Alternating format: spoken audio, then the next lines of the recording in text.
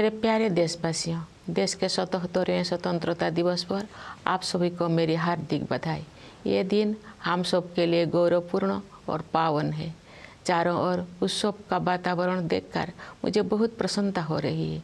ये प्रसन्नता और गौरव की बात है कि कस्बों और गांव में यानी देश में हर जगह बच्चे, युवा और बुजुर्ग सभी उत्साह के साथ स्वतंत्रता दिवस के पर्व को मनाने की तैयारी कर रहे हैं। हमारे देशवासी बड़े उत्साह के साथ आज़ादी का अमृत महोत्सव मना रहे हैं। स्वाधीनता दिवस का उत्सव मुझे मेरे बचपन के दिनों की याद भी दिलाता है। अपने गांव के स्कूल में स्वतंत्रता दिवस समारोह में भाग लेने की हमारी खुशी रोके नहीं रुकती थी। जब त्रिरंगा फहराया जाता था तो हमें लगता था जैसे हमारी शरीर में बिजली सी दौड़ गई हो। देशभक्ति के गौरव से भरे हुए हृदय के साथ हम सब राष्ट्रीय ध्वज को सलामी देते थे तथा राष्ट्रगान गाते थे। मिठाइयाँ बांटी जाती थी और देशभक्ति के गीत गाए जाते थे जो कई दिनों तक हमारी मन में गूंजते रहते थे। ये मेरा सौभाग्य रहा है कि जब मैं स्कूल में शिक्षक बनी तो मुझे उन अनुभवों को फिर से जीने का अवसर प्राप्त हुआ। जब हम बड़े होते हैं तो हम अपने खुशी को बच्चों की तरह व्यक्त नहीं कर पाते, लेकिन मुझे विश्वास है कि राष्ट्रीय पर्व से जुड़े देशभक्ति की गहरी भावना में तनिक भी कमी नहीं आती है। स्वतंत्रता दिवस हमें ये याद दिलाता है कि हम केवल एक व्यक्ति ही नहीं है, बल्कि हम एक ऐसे महान जन समुदाय का हिस्सा है जो अपनी तरह का सबसे बड़ा और जीवंत समुदाय है। ये विश्व के सबसे बड़े लोकतंत्र के नागरिकों का समुदाय है। जब हम स्वतंत्रता दिवस समारोह मनाते हैं तो वास्तव में हम एक महान लोकतंत्र के नागरिक होने का उत्सव भी मनाते हैं। हमें हर एक की अलग अलग पहचान है। जाति, पंथ, भाषा और क्षेत्र के अलावा हमारी अपने परिवार और कार्य क्षेत्र से जुड़े पहचान भी होती है, लेकिन हमारी एक पहचान ऐसे है जो इन सब से ऊपर है और हमारी वो पहचान है भारत का नागरिक होना। हम सभी समान रूप से इस महान देश के नागरिक हैं। हम सबको समान अवसर और अधिकार उपलब्ध है तथा हमारे कर्तव्य भी समान है। लेकिन ऐसा हमेशा नहीं था। भारत लोकतंत्र की जननी है और प्राचीन काल में भी हमारे यहाँ जमीनी स्तर पर लोकतांत्रिक संस्थाएं विद्यमान थी, किंतु लंबे समय तक चले उपनिवेशिक शासन ने उन लोकतांत्रिक संस्थाओं को मिटा दिया था। 15 अगस्त 1947 के दिन देश ने एक नया सपेरा देखा। उस दिन हमने विदेशी शासन से तो आज़ादी हासिल की है, हमने अपनी नियति का निर्माण करने की स्वतंत्रता भी प्राप्त की। हमारी स्वाधीनता के साथ विदेशी शासकों द्वारा उपनिवेशक को छोड़ने का दौर शुरू हुआ और उपनिवेशवाद समाप्त होने लगा। हमारे द्वारा स्वाधीनता के लक्ष्य को प्राप्त करना तो महत्वपूर्ण था ही, लेकिन उससे भी अधिक उल्लेखनीय है हमारे स्वाधीनता संग्राम का अनोखा तरीका। महात्मा गांधी तथा अनेक असाधारण एवं दूरदर्शी विभूतियों के नेतृत्व में हमारा राष्ट्रीय आंदोलन अद्वितीय आदर्श से अनुप्राणित था। गांधी जी तथा अन्य महानायकों ने भारत की आत्मा को फिर से जगाया और हमारी महान सभ्यता के मूल्यों का जन जन में संचार किया। भारत के ज्वलंत उदाहरण का अनुसरण करते हुए हमारे स्वाधीनता संग्राम की आधारशिला सत्य और अहिंसा को पूरी दुनिया के अनेक राजनीतिक संघर्षों में सफलतापूर्वक अपनाया गया है। स्वतंत्रता दिवस की पूर्व संध्या पर मैं भारत के नागरिकों के साथ एकजुट होकर सभी ज्ञात और अज्ञात स्वतंत्रता सेनानियों को कृतज्ञतापूर्वक श्रद्धांजलि अर्पित करती हूँ। उनके असंख्य बलिदानों से भारत ने विश्व समुदाय में अपना स्वाभिमानपूर्ण स्थान फिर से प्राप्त किया। मातंगिनी हाजरा और कनकलता बरुआ जैसे वीरांगनाओं ने भारत माता के लिए अपने प्राण निछावर कर दिया। माँ कस्तूरबा राष्ट्रपिता महात्मा गांधी के साथ कदम से कदम मिलाकर सत्याग्रह के मार्ग पर चलती रही। सरोजिनी नायडू, ओमू स्वामीनाथन, रमा देवी, अरुणा आसफ अली और सुचेता कृपलानी जैसे अनेक महिला विभूतियों ने अपने बाद की सभी पीढ़ियों की महिलाओं के लिए आत्मविश्वास के साथ देश तथा समाज की सेवा करने के प्रेरक आदर्श प्रस्तुत किए हैं। आज महिलाएं विकास और देश सेवा के हर क्षेत्र में बढ़ चढ़कर योगदान दे रही हैं तथा राष्ट्र का गौरव बढ़ा रहे हैं। आज हमारी महिलाओं ने ऐसे अनेक क्षेत्रों में अपना विशेष स्थान बना लिया है जिनमें कुछ दशकों को पहले उनकी भागीदारी की कल्पना भी नहीं की जा सकती थी। मुझे ये देखकर प्रसन्नता होती है कि हमारे देश में महिलाओं के आर्थिक सशक्तिकरण पर विशेष ध्यान दिया जा रहा है। आर्थिक सशक्तिकरण से परिवार और समाज में महिलाओं की स्थिति मजबूत होती है। मैं सभी देशवासियों से आग्रह करती हूँ कि वे महिला सशक्तिकरण को प्राथमिकता दें। मैं चाहूँगी कि हमारी बहनें और बेटियाँ साहस के साथ हर तरह की चुनौतियों का सामना करें और जीवन में आगे बढ़ें। महिलाओं का विकास स्वाधीनता संग्राम के आदर्श में शामिल है। प्यारे देशवासियों, स्वतंत्रता दिवस हमारे लिए अपने इतिहास से पुनः जुड़ने का अवसर होता है। ये हमारे वर्तमान का आकलन करने और भविष्य की राह बनाने के बारे में चिंतन करने का अवसर भी है। आज हम देख रहे हैं कि भारत ने न केवल विश्व मंच पर अपना यथाचित स्थान बनाया है, बल्कि अंतर्राष्ट्रीय व्यवस्था में अपनी प्रतिष्ठा को बढ़ाया भी है। अपनी यात्राओं और प्रवासी भारतीयों के साथ बातचीत के दौरान मैंने अपने देश के प्रति उनमें एक नया विश्वास तथा गौरव का भाव देखा है। भारत पूरी दुनिया में विकास के लक्ष्यों और मानवीय सहयोग को बढ़ावा देने में महत्वपूर्ण भूमिका निभा रहा है। भारत ने अंतर्राष्ट्रीय मंच पर अग्रणी स्थान बनाया है तथा G20 देशों की अध्यक्षता का दायित्व भी संभाला है। चूँकि G20 समूह दुनिया की 2/3 जनसंख्या का प्रतिनिधित्व करता है, इसलिए ये हमारे लिए वैश्विक प्राथमिकताओं को सही दिशा में ले जाने का एक अद्वितीय अवसर है। G20 की अध्यक्षता के माध्यम से भारत व्यापार और वित्त के क्षेत्र में हो रही निर्णयों को न्याय संगत प्रगति की ओर ले जाने में प्रयासरत है। व्यापार और वित्त के अलावा मानव विकास से जुड़े विषय भी कार्यसूची में शामिल किए गए हैं। ऐसे कई मुद्दे जो पूरे मानवता के लिए महत्वपूर्ण है और किसी भौगोलिक सीमा से बंधे हुए नहीं हैं। मुझे विश्वास है कि भारत के प्रभावी नेतृत्व के साथ G20 के सदस्य देश उन मोर्चों पर उपयोगी कार्रवाई को आगे बढ़ाएंगे। भारत की G20 की अध्यक्षता में एक नई बात यह है कि डिप्लोमेसी को जमीन से जोड़ा गया है। एक अंतर्राष्ट्रीय राजनयिक गतिविधि में लोगों की भागीदारी को प्रोत्साहित करने के लिए अपनी तरह का पहला अभियान चलाया गया है। उदाहरण के लिए ये देखकर मुझे अच्छा लगा कि स्कूलों और कॉलेजों में G20 से जुड़े विषयों पर आयोजित की जा रही गतिविधियों में विद्यार्थी उत्साहपूर्वक भाग ले रहे हैं।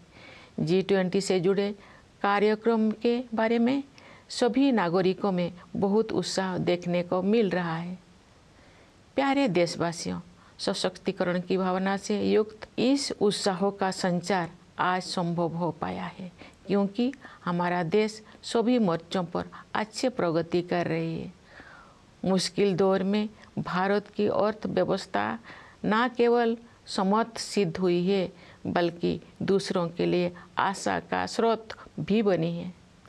विश्व की अधिकांश अर्थव्यवस्थाएं नाजुक दौर से गुजर रही है। वैश्विक महामारी के कारण हुई आर्थिक संकट से विश्व समुदाय पूरी तरह बाहर नहीं आ पाया था कि अंतर्राष्ट्रीय पटल पर हो रही घटनाओं से अनिश्चितता का वातावरण और गंभीर हो गया है। फिर भी सरकार कठिन परिस्थितियों का अच्छी तरह सामना करने में सक्षम रही है। देश ने चुनौतियों को अवसरों में बदला है और प्रभावशाली जीडीपी ग्रोथ भी दर्ज की है। हमारे अन्नदाता किसानों ने हमारी आर्थिक वृद्धि में महत्वपूर्ण योगदान दिया है। राष्ट्र उनका ऋणी है। वैश्विक स्तर पर मुद्रास्फीति यानी इन्फ्लेशन चिंता का कारण बनी हुई है, लेकिन सरकार और रिजर्व बैंक इस पर काबू पाने में सफल रही है। सरकार ने जनसामान्य पर मुद्रास्फीति का अधिक प्रभाव नहीं पड़ने दिया है और साथ ही गरीबों को व्यापक सुरक्षा कवच भी प्रदान किया है। वैश्विक आर्थिक विकास के लिए दुनिया की निगाहें आज भारत पर टिकी हुई है। आज भारत विश्व की 5वीं सबसे बड़ी अर्थव्यवस्था बन गया है। विश्व में सबसे तेजी से बढ़ रही बड़ी अर्थव्यवस्था के रूप में भारत विश्व की 3री सबसे बड़ी अर्थव्यवस्था बनने की ओर अग्रसर है। हमारी आर्थिक प्रगति की इस यात्रा में समावेशी विकास पर जोर दिया जा रहा है। निरंतर हो रही आर्थिक प्रगति के 2 प्रमुख आयाम हैं। एक और व्यवसाय करना आसान बनाकर और रोजगार के अवसर पैदा करके उद्यमशीलता की संस्कृति को बढ़ावा दिया जा रहा है। दूसरे ओर जरूरतमंदों की सहायता के लिए विभिन्न क्षेत्रों में पहल की गई है तथा व्यापक स्तर पर कल्याणकारी कार्यक्रम चलाया जा रहे हैं। वंचितों को वरीयता प्रदान करना हमारी नीतियों और कार्य के केंद्र में रहता है। परिणाम स्वरूप पिछले दशकों में बड़ी संख्या में लोगों को गरीबी से बाहर निकलना संभव हो पाया है। इसी प्रकार आदिवासियों की स्थिति में सुधार लाने और उन्हें प्रगति की यात्रा में शामिल करने हेतु विशेष कार्यक्रम चलाया जा रहा है। मैं अपने आदिवासी भाई बहनों से अपील करती हूँ कि आप सब अपने परंपराओं को समृद्ध करते हुए आधुनिकता को अपनाएं। मुझे ये जानकर खुशी हुई है कि आर्थिक विकास के साथ साथ मानव विकास संबंधी सरकारों को भी उच्च प्राथमिकता दी जा रही है। मैं एक शिक्षक रही हूँ, इस नाते भी मैंने ये समझा है कि शिक्षा सामाजिक सशक्तिकरण का सबसे प्रभावी माध्यम है। वर्ष 2020 की राष्ट्रीय शिक्षा नीति से बदलाव आना शुरू हो गया है।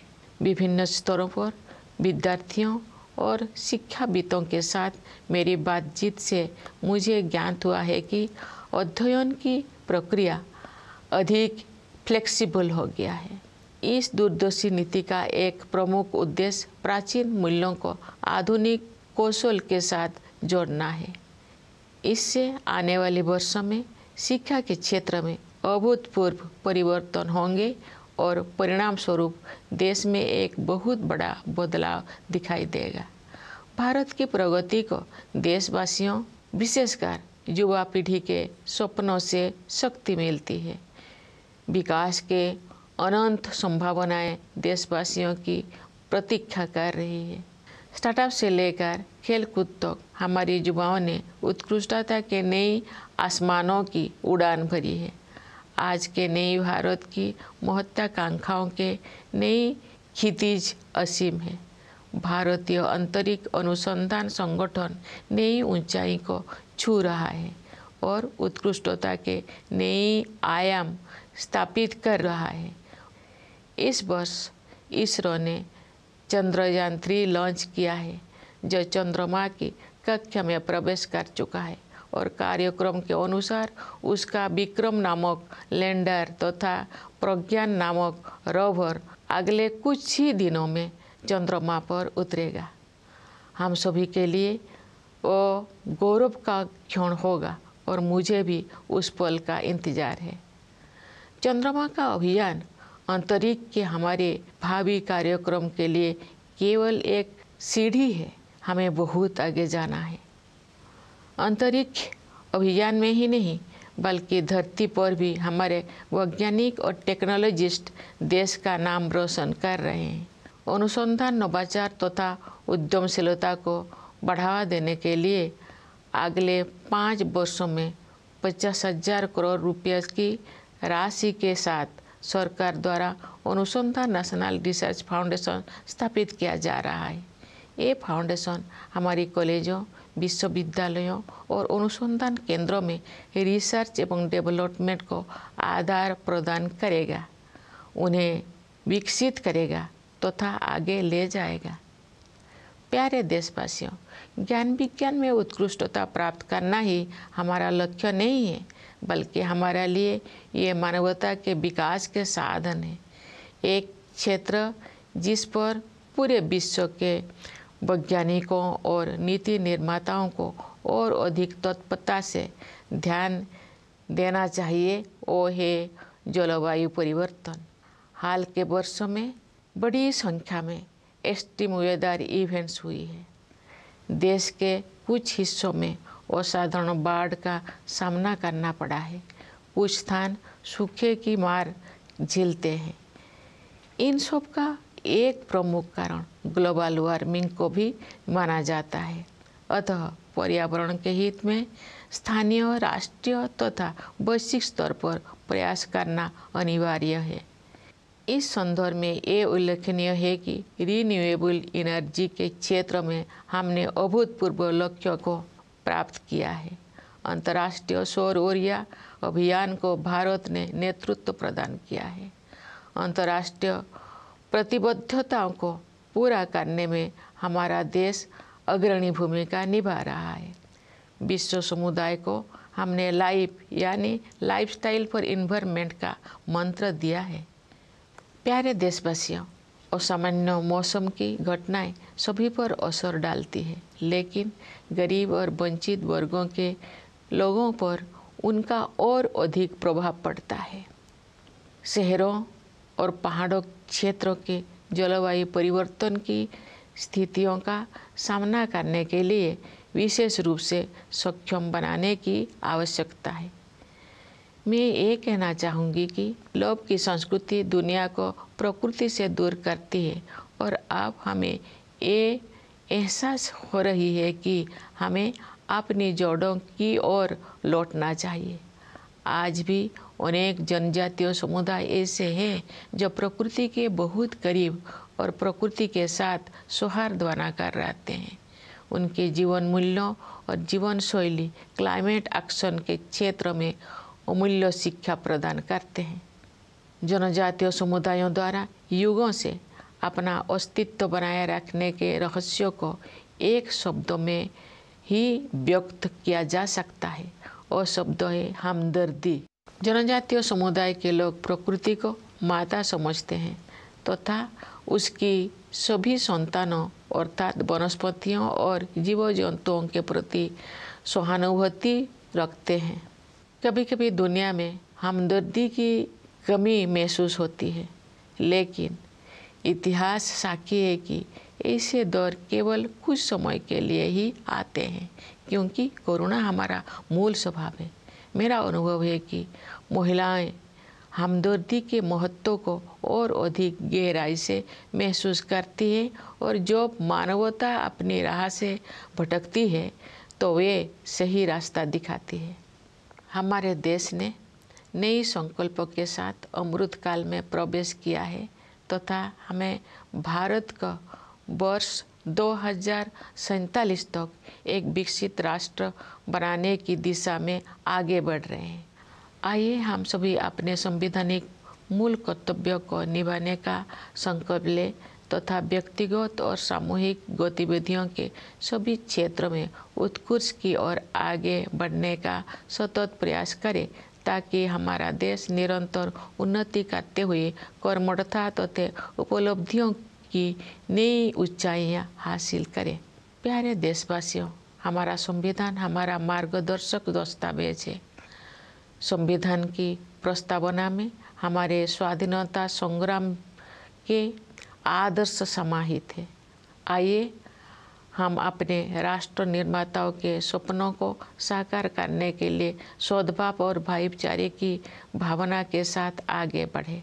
स्वतंत्रता दिवस की पूर्व संध्या पर मैं पुनः आप सबको विशेष रूप से सीमाओं की रक्षा करने वाले सेना के जवानों, आंतरिक सुरक्षा प्रदान करने वाले सभी बलों एवं पुलिस के जवानों तथा दुनिया के विभिन्न हिस्सों में रहने वाले प्रवासी भारतीयों को बधाई देती हूँ। सभी प्यारे देशवासियों को बहुत बहुत शुभकामनाएं।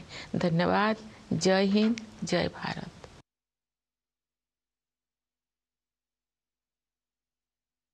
My dear fellow citizens, my heartiest greetings to all of you on our 77th Independence Day. It is a glorious and auspicious occasion for all of us. I am overjoyed to see that festivity is in the air. It is a matter of delight as well as pride for us to see how everyone, children, youth, and the elderly in cities and villages everywhere in India are excited and preparing to celebrate this festival of our freedom. The people have been celebrating Azadi Ka Amrit Mahotsav with great enthusiasm. Independence Day celebrations also remind me of my childhood days. We could not contain our excitement of participating in the Independence Day celebrations in our village school. When the tricolor was hoisted, we felt an electrifying energy pass through us. With our hearts full of patriotic pride, we saluted the national flag and sang the national anthem. Sweets were distributed and patriotic songs were sung, which kept playing in our minds for many days. I was fortunate in having an opportunity to relive these experiences when I became a school teacher. When we grow up, we may not remain as expressive of our joy as children are, but I am sure that the intensity of the patriotic feelings associated with the celebration of national festival is not diminished at all. Independence Day reminds us that we are not merely individuals, but we are part of a great community of people. It happens to be the biggest and the greatest community of its kind. It is the community of the citizens of the world's largest democracy. What we celebrate on Independence Day is the fact that we are part of a great democracy. Each of us has many identities, apart from caste, creed, language, and region. We are also identified with our families and professions. But there is one identity that is above all. That is our identity as citizens of India. Each one of us is an equal citizen. Each one of us has an equal opportunity, equal rights, and equal duties in this land. But it was not always so. India is the mother of democracy, and since ancient times, we had democratic institutions functioning at the grassroots. But long years of colonial rule wiped them out. On 15th August 1947, the nation woke up to a new dawn. We not only own freedom from foreign rule, but also the freedom to rewrite our destiny. With our independence began the era of foreign rulers, withdrawing from many colonies, and colonialism drew close to its end. What is special about our freedom struggle is not only the fact that its objective was achieved, but also how it was fought. Under the leadership of Mahatma Gandhi and a galaxy of extraordinary visionary leaders, our national movement was animated by a unique set of ideals.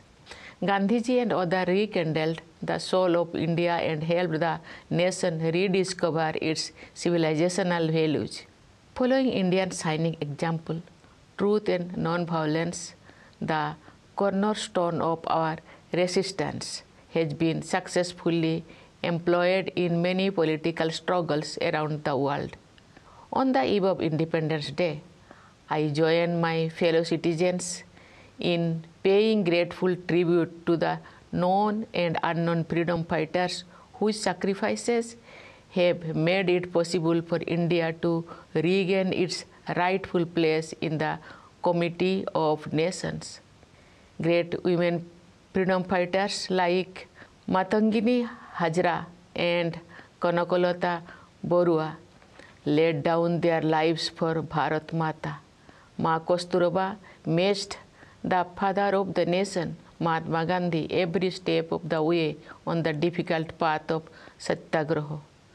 Many great women leaders like Sarojini Naidu, Amu Swaminathan, Rama Devi, Aruna Asaballi, and Sucheta Kripalani had set inspiring ideals for all future generations of women to serve the nation and the society with self-confidence. Today, women are contributing extensively in every field of development and service to the country and are enhancing the nation's pride. Today, our women have made their special place in many such fields in which their participation was unimaginable a few decades ago. I am happy to note that the economic empowerment of women is being given special focus in our country. Economic empowerment strengthens the position of women in the family and society. I urge all fellow citizens to give priority to women empowerment. I would like our sisters and daughters to overcome challenges with courage and move ahead in life. Development of women was among the ideals of our freedom struggle. Dear citizens, Independence Day is an occasion to reconnect with our history. It is also an occasion to assess our present and reflect about our way forward. Looking at the present, we see that India has not only regained its rightful place on the world stage, but it has also enhanced its standing in the international order. During my visits and interactions with the members of the Indian diaspora, I have observed a new confidence in the India story. India is playing a crucial role in promoting developmental and humanitarian goals around the world. It has also assumed leadership of international forums, especially the presidency of G20. As the G20 represents 2/3 of the world population, this is a unique opportunity to help shape global discourse in the right direction. With the G20 presidency, India can nudge decision-making in trade and finance towards equitable progress.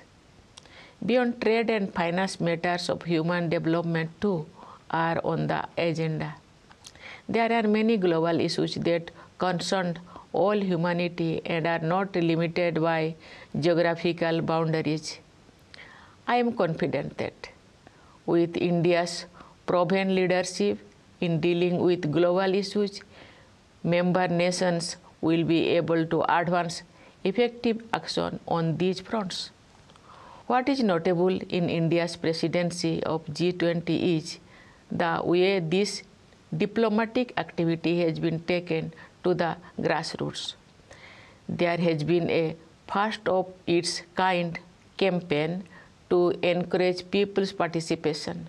It is delightful to see, for example, students enthusiastically participating in diverse contexts organized in schools and colleges touching upon the themes of G20. All the citizens are enthusiastic about events related to G20. Dear fellow citizens, this enthusiasm along with a sense of empowerment is possible because the nation has been taking great strides on all fronts. India's economy has proven to be not only resilient during turbulent times, but is also a beacon of hope for others. The world economy is passing through a delicate stage as the pandemic has been followed by international events that have added to the air of uncertainty. Yet, the government has been able to navigate the stormy waters very well. India has converted challenges into opportunities and has recorded high GDP growth. Our Annadata farmers have contributed significantly to our economic growth. The nation feels indebted to them. Inflation at the global level remains a cause for worry. But in India, the government and the Reserve Bank have managed to contain it. The government has succeeded in protecting the common people from high inflation, while also providing a more extensive security cover to the poor. The world looks up to India for global economic growth.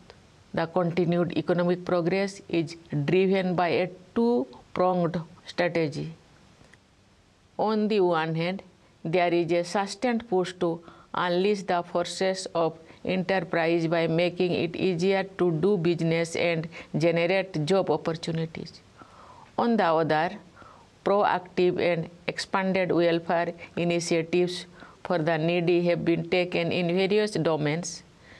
Giving priority to the deprived remains the focus of our policies and actions that have lifted a large number of people out of poverty in the last decade. Similarly, there are specific programs to improve the conditions of tribals and encourage them to join the journey of progress. I appeal to our tribal brothers and sisters to enrich their traditions while embracing modernity. I am happy to note that along with economic growth, human development concerns have also been accorded high priority. Having been a teacher also, I have realized that education is the greatest tool of social empowerment. The National Education Policy of 2020 has started making a difference. From my interactions with students as well as educationists at various levels, I gather that the learning process has become more flexible. The visionary policy, which aims to merge ancient values with modern skills, will bring in unprecedented changes in the education sectors over the years, leading to a great transformation of the nation. India's economic progress is powered by the dreams of its people, particularly the young generation for whom limitless opportunities have opened up. From startups to sports, our youth have explored new horizons of excellence. The aspirations of the new India have infinite dimensions. The Indian Space Research Organization keeps scaling new heights and setting higher benchmarks of excellence. This year, ISRO launched Chandrayaan-3 and its lander named Vikram and its rover named Pragya are slated to land on the moon in the next few days. It will be a proud moment for all of us, and I look forward to it. But the mission to the moon is only a stepping stone for our future space programs. We have to go far ahead. For their work in space and also on Earth, our scientists and technologists are bringing laurels to the country. To foster the spirit of research, innovation, and entrepreneurship, the government is setting up the Anusandhan National Research Foundations with an amount of rupees 50,000 crore for next 5 years. The foundation will seed, grow, and promote research and development in our colleges, universities, and research institutions. Dear citizens, for us, science or knowledge are not ends in themselves, but are a means for the betterment of all the people. One area that merits urgent attention of scientists and policymakers all over the world is climate change. We have faced numerous extreme weather events in recent years. Parts of India have faced extraordinary floods. At the same time, there are places facing drought. These events are also attributed to the phenomenon of global warming. Therefore, it is necessary to make efforts at the local, national, and global levels for the environment. In this context, it is noteworthy that we have achieved unprecedented goals in the field of renewable energy. India is providing leadership to the International Solar Alliance. Our country is playing a leading role in fulfilling international commitments. We have given the mantra of life, that is lifestyle for environment, to the global community. Dear fellow citizens, extreme weather events affect all, but their impact is far more severe on the poor and the marginalized. Cities and hilly terrains especially need to be made more resilient. The larger point here is that the culture of greed takes the world away from nature. We now realize the dire need to return to our roots. I know that there are still many tribal communities who live very close to nature and in harmony with it. Their values and lifestyle offer invaluable lessons for climate action. The secret of the survival of the tribal communities through ages can be summarized in one word. That single word is empathy. They have empathy for all Mother Nature's fellow children, flora and fauna alike. Sometimes, however, the world seems to be suffering from a deficit of empathy. But history shows that such periods are only aberrations, and kindness is our fundamental nature. It is my experience that women have empathy in greater measure, and they show the way when humanity goes astray. Our country has entered Amrit Kal with new resolutions, and we are moving forward towards making India an inclusive and developed nation by the year 2047. Let us all take a pledge to perform our fundamental duty to strive towards excellence in all spheres of individual and collective activity, so that the nation constantly rises to higher levels of endeavor and achievement. Dear fellow citizens, our Constitution is our guiding document. Its preamble contains the ideals of our freedom struggle. Let us move forward with the spirit of harmony and brotherhood to realize the dreams of our nation builders. On the eve of Independence Day, I once again extend my greetings to you all, especially to our soldiers guarding the borders, jawans of the forces, and the police providing internal security, and to the members of our diaspora living in every part of the world. I convey my best wishes to you all. Thank you. Jai Hind, Jai Bharat.